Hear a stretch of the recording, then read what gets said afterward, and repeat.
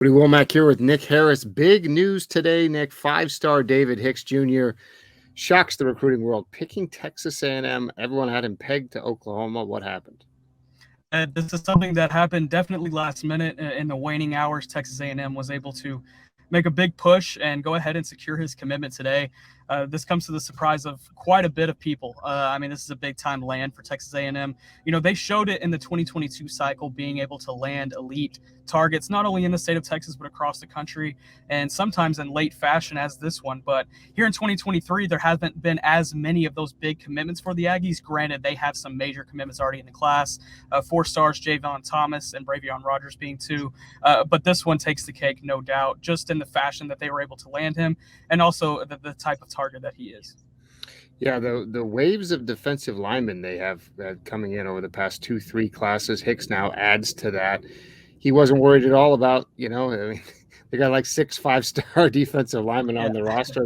He'll just join that mix, right? Yeah, I talked to Hicks right before he made his decision, and that was a conversation that was had in the last 24 hours. It was about the depth chart and showing that there is a path for him to play at Texas A&M and a path to play early in College Station. He feels he has an opportunity to step in and become a freshman All-American and to break the team's sack record as a freshman. Even he's got big goals for his freshman year. So that's definitely been communicated to him by Jimbo Fisher and defensive coordinator DJ Durkin, and we'll kind of see how that shakes out once he gets to College Station. Yeah, as far as, where Oklahoma stands, they thought they had him in the bag, so they're going to feel jilted by this a little bit. Where do they go from now? Do they stay in the mix here? Because this obviously his mind could be changed again. This was one that I felt was going to go to signing day regardless, just because of his relationship with Texas A&M and how long-standing it had been. But now that the coin is flipped, I still kind of expect Oklahoma to maintain conversation. Granted, I think they're going to be caught pretty off guard, by this commitment to Texas A&M. We'll see how they reestablish contact and push as signing day gets closer.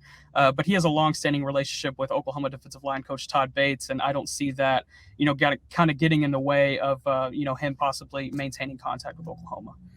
So this is a guy we had as high as number 2 overall at the rankings in different periods of time. He's a little bit lower than that now. Talk about him as a prospect. How special is he, and how's he going to fit in there at Texas A&M?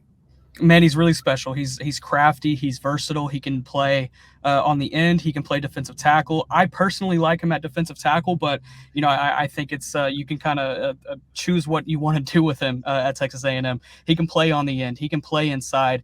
He uses a combination of finesse moves to get around guys, and he has a really strong upper half that just kind of bull rushes guys at times too. He's difficult to defend, and we're gonna see him do that for the rest of his senior season, and I expect him to touch the field early in College Station as well.